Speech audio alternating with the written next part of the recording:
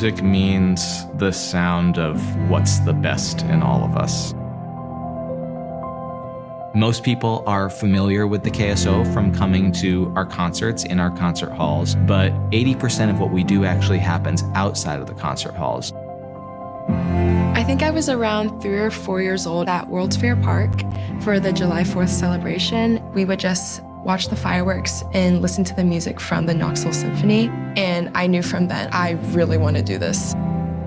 Around 1st or 2nd grade, I began in the Knoxville Symphony String Camp program, which was my first step into entering the Knoxville Youth Symphony Orchestra. I've been coaching the Knoxville Symphony Youth Orchestra for about 7 years.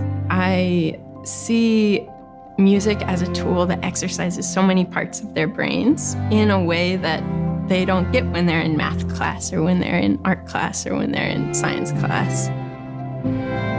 If I didn't have this musical support or experience in my life, I don't think I would be the same person I am today. Just the way I interact with people, I feel like has also been fostered by playing in an orchestra and leading and learning how to collaborate with others. There's a reason why every culture around the entire world has generated traditions, cultural traditions of live music. Playing for children at libraries, playing for patients at hospitals, playing for classes at school. It lends credibility, but it also brings the community closer to the musicians and makes them feel more a part of it rather than just a separate entity on stage.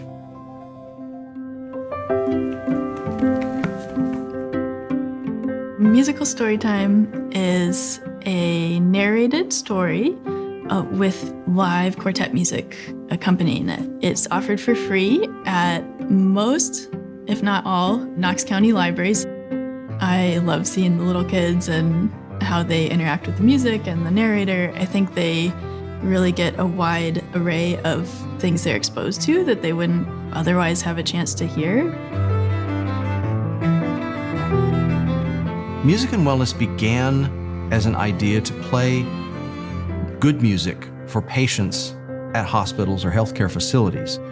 Back in 2017, I had a quadruple bypass surgery at Park West Medical Center. As I was recuperating in my room, the Symphony asked Stacy Nickel to come over and play for me. The music itself was beautiful, but the fact that Stacy cared enough to come in and do it also was very important. The music gives you hope, and it helps you start on that journey to recovery.